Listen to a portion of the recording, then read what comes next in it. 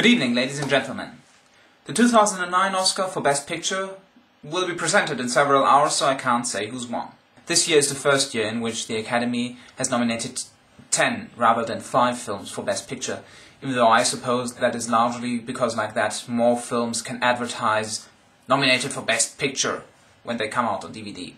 I haven't seen all these films, partly because some of them aren't released in Germany yet. A film that has been released in Germany, actually several months ago, is District 9, but I have to say I haven't heard anything about it at the time, and it sounds pretty good. A fantastically funny film from 2009 was The Hangover.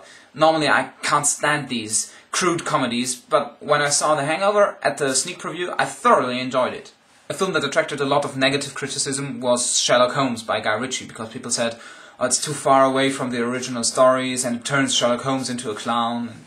But I'd say that no film so far was anywhere near the stories, and also, this one has Rachel McAdams in it, so it gives the film a huge head start. Speaking of Rachel McAdams, State of Play was a very good, but in my opinion, underrated film released in 2009. I mean, a film that stars Rachel McAdams and Helen Mirren. But also aside these two gorgeous actresses, it was a very suspenseful and very well written film that would have deserved a lot more attention. And Avatar was also released in 2009. But undoubtedly, the best film of 2009 was Inglourious Basterds by Quentin Tarantino. I saw it at the cinema last summer, and when the film was over, I simply sat there, stunned. I've never seen anything that impressive in my life. Inglourious Basterds is also the reason why Children of Men isn't my favorite film of all times anymore. Everything from the acting, and the music, and the filming, and the story simply blew me away. One of the most remarkable things, of course, was that the film only uses original languages. So when two French people talk to one another, of course they speak French. When two German people talk to one another, of course they speak German. And it always annoys me that everyone seems to speak English in a film, or German if it's dubbed. Luckily, it seems that the trend goes towards using original languages. But to do it as radically as Tarantino did takes a lot of courage. Because outside of French or German-speaking countries, he didn't make a lot of friends with that. The film featured many German actors, and I had the impression that Tarantino had a good influence on them.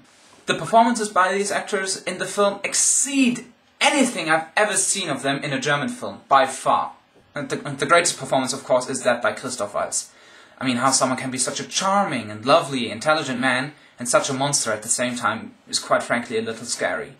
I really hope that he wins the Oscar later tonight, and that he continues to be successful. He deserves it. Howard Hawks once said that a good film contained 3 great scenes and no bad ones. So here are my 3 top scenes from Inglourious Basterds. Number 1, the opening. Such a simple scene. 2 men sitting on a table, talking about, well, nothing in particular, just chatting. And yet we know that there are 5 people hiding underneath the floorboards, whose lives depend on the outcome of that conversation.